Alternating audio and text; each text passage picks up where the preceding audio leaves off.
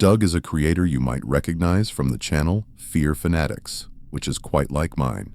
He uploads collections of scary stories, so if you enjoy my videos, you should give him a look. He also uses his platform to share his own camping trips. However, in this specific video, he experienced something that belongs in one of his own scary compilations. He was solo camping, hiking down a path to find a site. It was raining slightly, so he was likely the only one out there. He had been live streaming, and nothing weird occurred while live, but once he finished, he spotted a glow in the distance. Okay, there's the light, guys. I'm gonna turn my light off. Do you see that light? Now, I don't know if I'm so glad it's back on. I don't know if that's a street light. If that's a street light, I'm gonna feel like a fool. But I swear to God, it was off not too long ago, and now it's back on. And I don't really know what I should do. I feel like it's moving, but it could be the leaves on the trees just like swaying and like making it appear to be moving if it's a street light. But I'm gonna keep, and it looks like it's getting brighter, bro. This is freaking me out because I'm in the middle of the woods, dude. I'm gonna have to go down there though, because this is the way to the first site, and I swear it's moving, bro. Eventually, the light faded away. So, even if it was a human, they didn't appear dangerous. After hiking further, he finally located a great place to pitch his camp. All right, guys. So this is like, it's a big clearing, and the trail is like right behind me. It goes both directions, this way and this way. So if you're allowed to camp off the trail, like I told you before, as long as you don't make a fire. So what I'm going to do is, I like this spot because it's up on top of this like hilly area, and I don't think anybody would come up this way, even if they saw the tent, which I don't think they would see. It's pretty far down. So I'm going to put my tent right here, get that going, and then I'm very tired, like I said before. It's still raining. I can't wait to get this tent up and get inside and just like lay down and get this backpack off. He started setting up his tent, crawled in, and watched clips on his phone. But soon, an event occurred that felt very odd. So you were the ones who busted.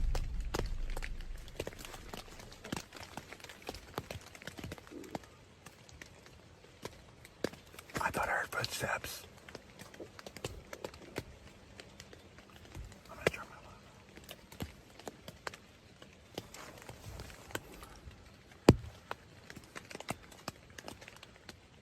off. I hear footsteps. There's something outside my tent, guys. I can see a light.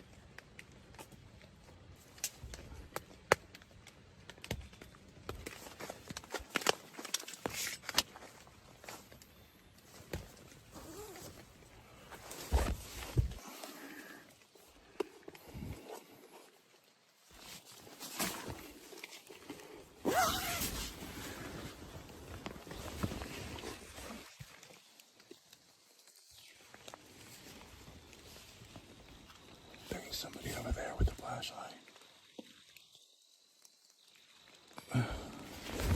They walked right by my tent, and now they're on down the trail. Oh my goodness, bro. My heart is beating so fast right now, but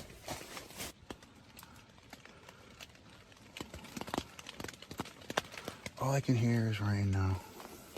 But I did see somebody on the trail with a flashlight, and I swear they came from this way and walked right down the trail. And then when I stuck my camera outside, Someone was outside with a torch, but since he was near the path, he guessed it was just a hiker walking past. He chose to remain quiet, thinking it wasn't impossible or shady. But as he sat in the tent, he heard footsteps return. That is when he peeked his head out again.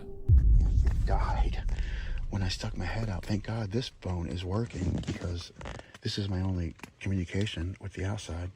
If I needed to call somebody, at least this phone hopefully will be working. Oh, I do see somebody outside.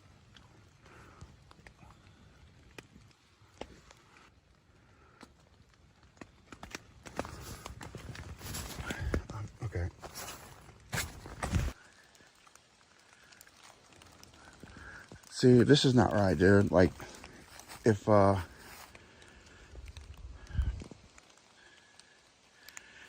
he is just gonna keep sneaking around here. If you got here, comment the word crown. You guys saw that. I'm not staying here. If he wouldn't even answer me, and he came back and like was just standing there, and then he took off running. The stranger was back, but this time, upon seeing Doug, they slowly retreated, as if trying to stay hidden. It was obvious Doug was being stalked by a creep. He stepped out to check, but the person bolted. That was enough for Doug to know he wasn't safe. So he packed his gear and fled the woods. Truly the smartest act. As for the identity or motive, it is hard to tell. A stream sniper watching him to scare him, a lost hiker unaware of the tent, or a random weirdo stalking him. We may never know, but one thing is sure. Doug acted correctly. Packing up and leaving was definitely the best decision. We shift focus back to Jordan and Lisa's channel, a couple embracing full-time van life and documenting their journey on the road. They've been featured here before, and understandably so. When you live nomadically, unexpected situations are practically part of the lifestyle. If you're curious, their channel link is available in the description. This time, though, the tone feels noticeably different. During their time exploring Rocky Mountain and Grand Teton National Parks, they immerse themselves in sweeping landscapes and once-in-a-lifetime moments. Surrounded by alpine peaks, pristine lakes, and open wilderness, it's the kind of setting that invites adventure. At some point, they decide a 5-mile round-trip hike sounds like the perfect addition to their itinerary. Once that decision is made, there's no hesitation. They gather their gear, prepare for the trail, and head toward a bucket list destination, Hidden Falls. Let's take a closer look at how the day unfolds. Yeah, so we made the hike to the falls and the lookout point. Now we're headed back. We didn't do the canyon because we didn't know that it was like an extra 4 miles round trip. And I don't have the energy, and Charles is in the car. We don't want to leave him in there for like 5 hours. Here's Jenny Lake. Janae, It was packed. the shuttle boat was packed. And we were like, oh, we'll just hike there because there's no parking for it. And we don't want to wait an hour to take the shuttle. And then the line for the shuttle back is just as long. But the hike just to like the starting point over here is already a About an lot, hour. like an hour. Yeah. So that's why if we took the boat, then we could have done the canyon. But this one, We'd have been waiting, so either way. All right, we'll catch y'all back at the van. Hey! Go, Bear! Go!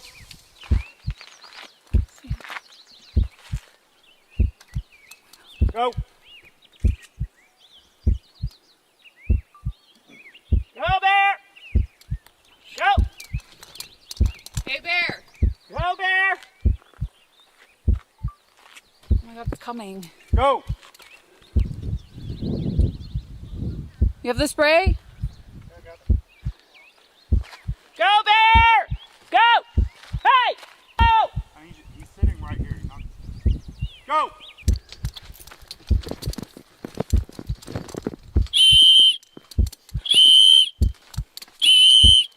He's moving that way.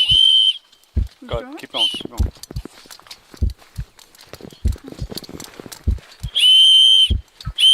I thought I was walking right towards like that's so scary. So how close did he get to you? He was literally like where he's standing right there and walking towards us, and he wouldn't stop walking. I was at a pretty good distance from it, but they were within a couple. Their hike continued to test them at every turn. This time, however, they were properly equipped. Carrying bear spray and safety whistles proved critical, tools that ultimately convinced the animal to retreat. Initially, the bear showed little concern, advancing slowly and without visible agitation.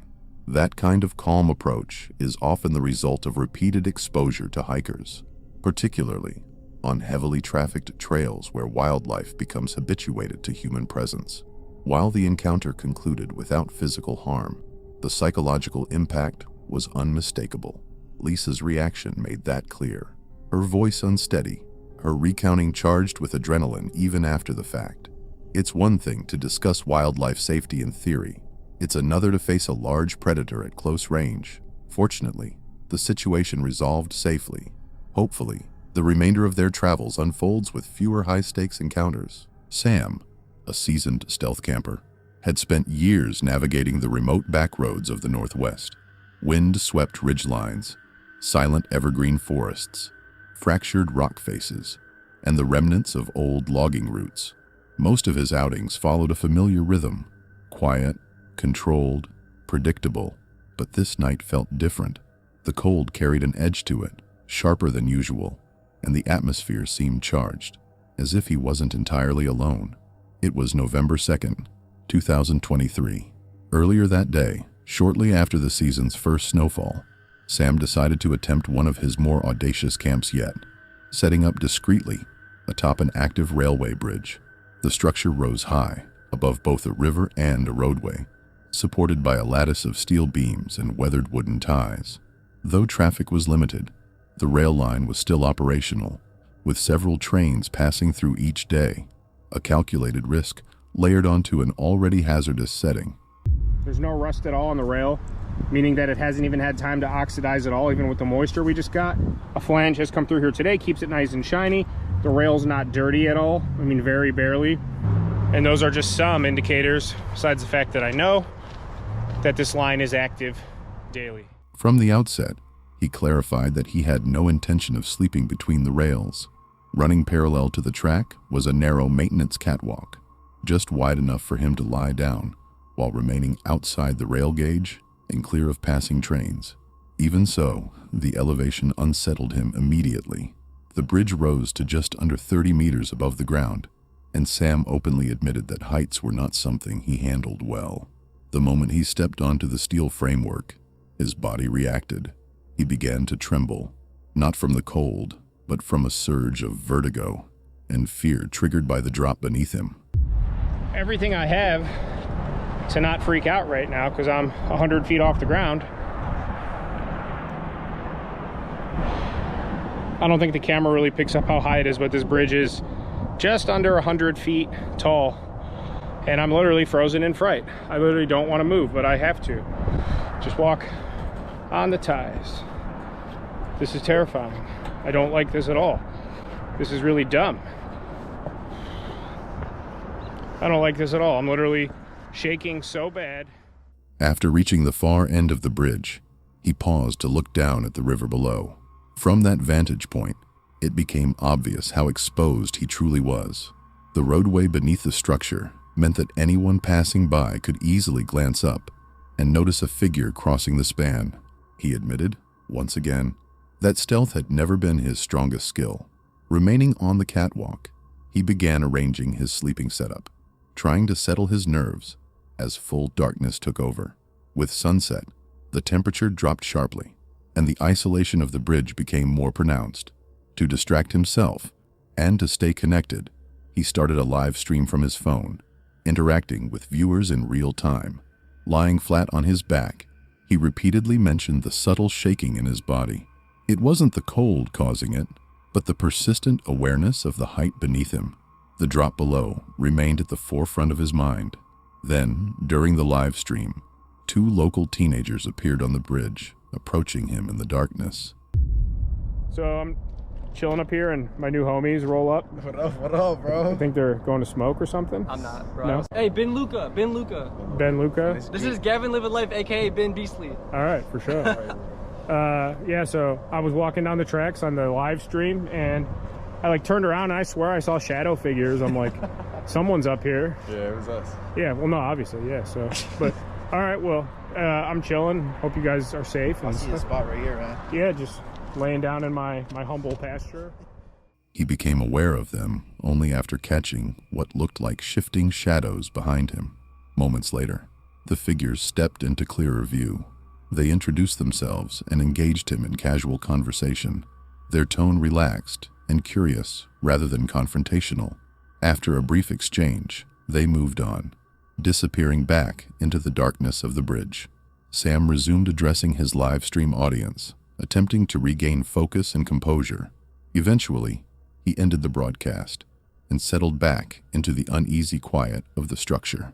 Only a few minutes passed before a vehicle rolled slowly along the road below. Then, without warning, a powerful spotlight switched on and swept upward, its beam cutting through the darkness and illuminating the underside of the bridge. I look down and it's a police car, one of the Ford Soccer Mom SUV cars, shining its light up at the bridge.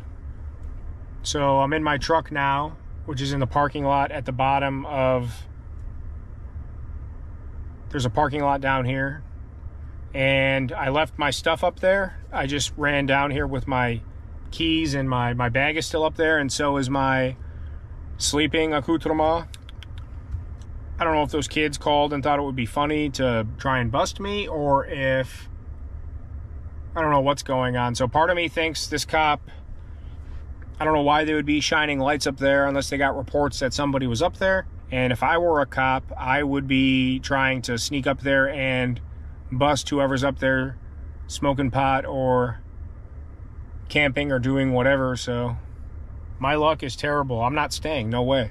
They're here with searchlights and whatever. It's bad enough that people came up on me. I'm not that upset about it because you run into people, but now I'm sketched. I'm not going to be caught sleeping by the police on a train bridge at... He quickly identified the vehicle as a police SUV. The spotlight swept across the catwalk where he had been lying, instantly shifting the situation from tense to urgent. Recognizing the heightened risk, he didn't hesitate. He left the bridge immediately, heading down to the parking area where his own vehicle was waiting. In his haste, he took only his keys, abandoning his bag, extra batteries, wallet, and sleeping gear on the bridge. As he drove away, he speculated about what might have prompted the police presence. Had the youths reported him, or had someone else noticed unusual activity? Regardless, the appearance of law enforcement made it far too risky to stay. From below, the officer circled the area once more, swinging the spotlight across the bridge a second time, ensuring the space was clear. The light shining right up at me, and I look down and it's a cop. From the safety of his vehicle, he watched the police patrol move in predictable patterns, trying to gauge the right moment. Soon, he faced a tough choice: retrieve his abandoned gear and risk an encounter, or leave it behind and return another time. After weighing the options, he decided to climb back up the bridge, carefully and without using a light. He moved deliberately along the trail, then onto the bridge itself. Once there, he called out toward the catwalk, receiving no response. Reaching his setup, he packed quickly, aware that the officer had already noted activity on the structure, and that lingering any longer could lead to confrontation. With everything gathered, he carried it all in one trip, moving swiftly down the bridge path, back to the parking lot. Once inside his vehicle, he reflected on the night's events. It was nearly 11:30 p.m., and the outcome reminded him of previous close calls: being removed from a dumpster, chased off a golf course, and leaving a corn maze on his own terms. This night, he realized, deserved a spot on that growing list. I keep going to these spots that are just too not stealthy, on top of me not being stealthy. Every week I say I want to get better, and then now, again, here we are. He wrapped up the night by driving home. Although the stealth camp had ended prematurely, he already planned to continue filming over the weekend, aiming for a more conventional stealth setup for the next adventure. Some men were trekking a path in Glacier National Park, and things were going fine until they glanced back. That is when they saw a massive grizzly bear trailing them. Immediately, they began filming, and one guy, appearing braver than the others, started speaking to the beast. Watch the clip. Get up the hill. Slower, slower.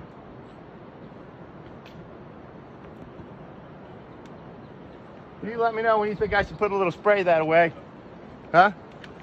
You let me know when you think I should put a little spray that way. Hey, hey, get off that hill!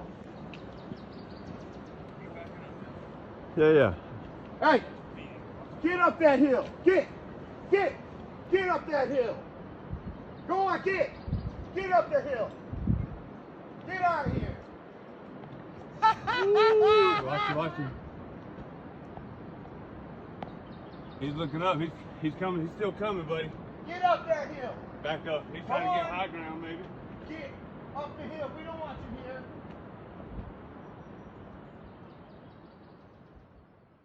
It is hilarious how the animal appears to comprehend the man's words.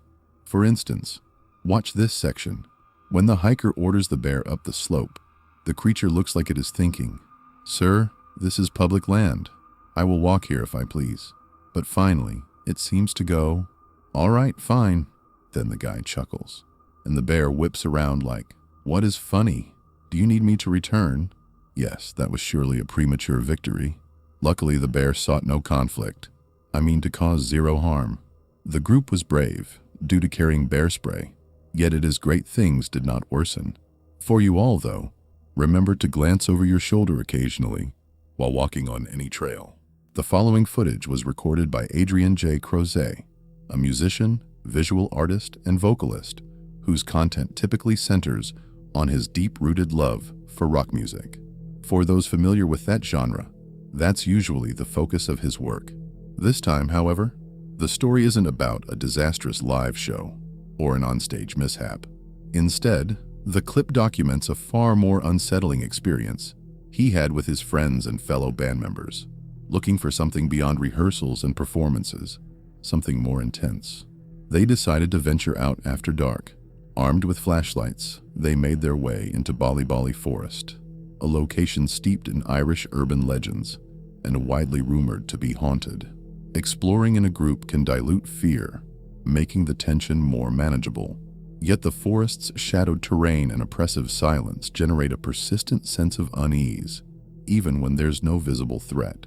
What begins as curiosity quickly shifts in tone. Let's examine how their nighttime search for the paranormal unfolds. Come, ghost. Come. We welcome you. Probably shouldn't say that. These are the things you'd be really careful about. Fallen logs with just that coming out of the end. You want to go eye first, right onto that. Okay, we're now in some sort of, well, we're deeper into this groove, which is becoming a really groove. I love this forest. It's slightly terrifying. There's numbers. Do you reckon if we read these numbers out in a certain order, that they will come? Seems like we're going slightly too far to the south, but we'll see what happens. We want to get as directly centre as we can. But seems to be nice going this direction. Can't see anything now. If I shine this torch, then you can see. Yeah, getting as lost as possible. Then we're going to try and call for the... I'm trying to remember what the ghosts are. 4 figures or something. We'll try and... You don't ask questions like that, Aaron. We need to really lose ourselves in the thicket and then summon a demon. What the bright idea is this way? Well, we're upward that way. I was up this way. The three press on, continuing their trek deeper into the forest until they arrive near its center. Up to this point, nothing out of the ordinary has occurred. Aside from the oppressive darkness and the forest's inherently eerie atmosphere, the woodland is thick, and their flashlights cast narrow beams that fade after only a few trees, swallowed quickly by the surrounding blackness. Shadows encircle them on all sides, but as they reach the heart of the forest, the mood subtly shifts. The air feels heavier, charged. Then, breaking through what had been absolute silence, a sound begins to surface from somewhere within the dark. Or was it the stick? It was definitely the stick. So weird. What? So we're like... This... Yeah. This wee sort of vapour that's just passing through us constantly. Yeah, just a constant mist. And literally the dead silence of the wood. Let's listen to the dead silence of the wood. While your phone makes all these beep noises. Kidding.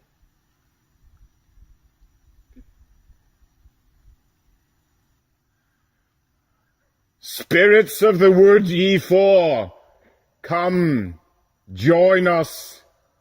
Stand with us now. Nah, mate, I don't think it did. I'm like, there's nothing here, right?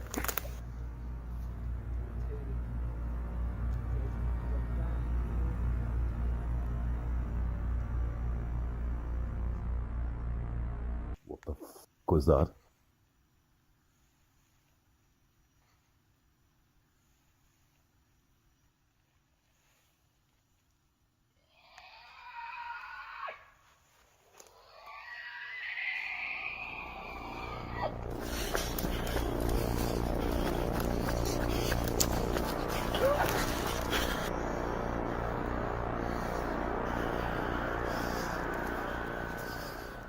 The footage cuts off suddenly, at the exact moment the three of them break into a run. Since Adrian continued uploading content afterward, it's reasonable to conclude that the night didn't end in serious injury. From an analytical standpoint, there are a few plausible explanations. The first is that something genuinely anomalous occurred. The sound captured in the clip doesn't readily match known wildlife native to Irish forests, at least not anything commonly documented. If that's the case, they may have encountered something unexpected and difficult to classify. The second possibility is fabrication.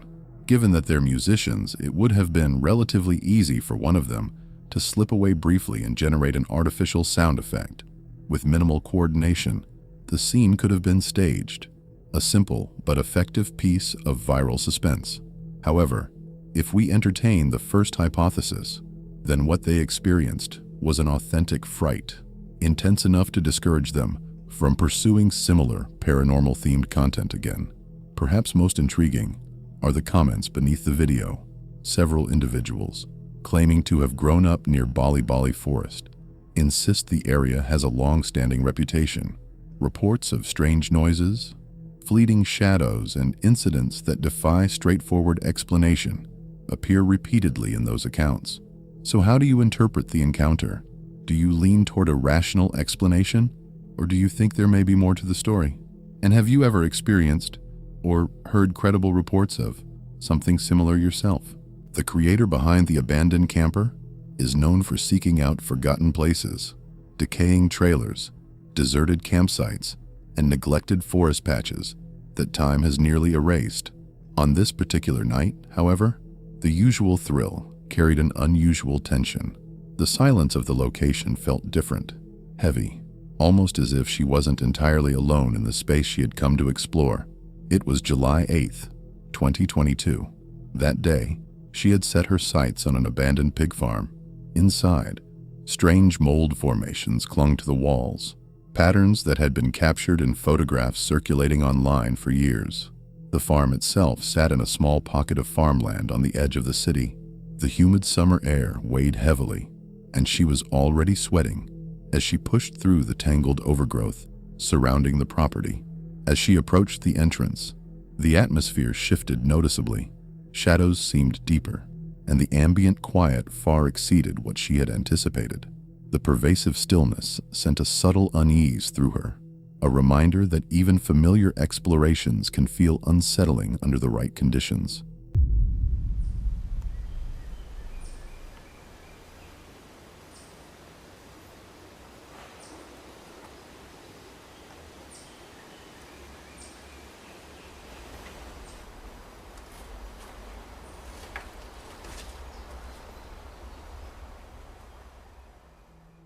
Inside, the humidity intensified, thickening the air until it felt heavy and stagnant.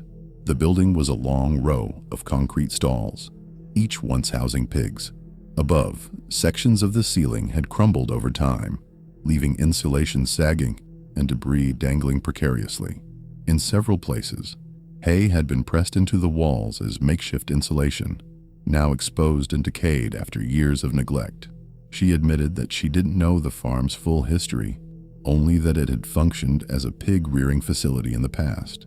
Photographs from 7 years earlier revealed striking mold formations across the interior, patterns so unusual that the site had earned its eerie, otherworldly nickname. So this place is called the Alien Pig Farm. As you can tell, they would have held pigs in each of these little kennels. The reason why it's called alien. Her objective was simple: to determine whether the strange mold formations remained after all these years. As she progressed into the central corridor, the heat and humidity intensified, pressing heavily against her. The stagnant air made every step uncomfortable, while the pungent scent of rot, decaying wood, and damp earth permeated the space, reminding her just how long the building had been abandoned. But, yeah, I saw photos of it from 7 years ago. So we'll see if we can find it. Oh. Lots of stuff hanging from the ceiling.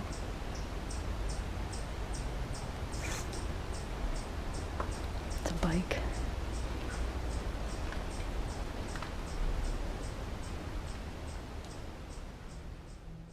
She inspected the foundation along one side of the building, observing areas where the original structure had started to buckle and collapse inward.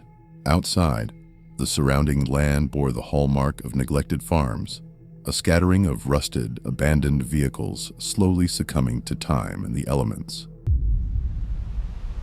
That's cool. That's really cool.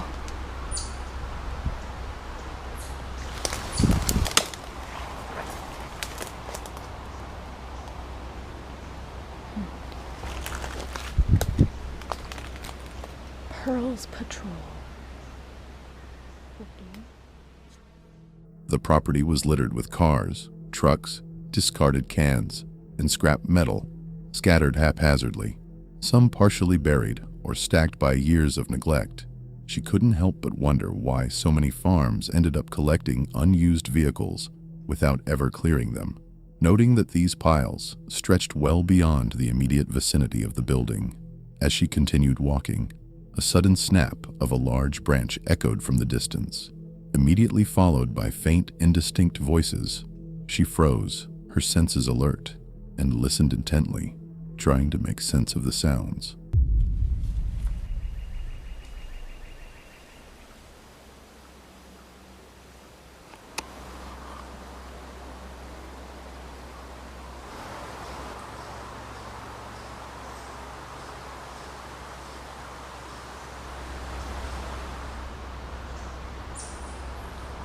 I just heard a really big branch break.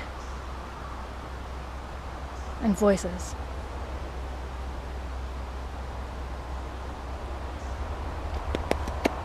Anyway.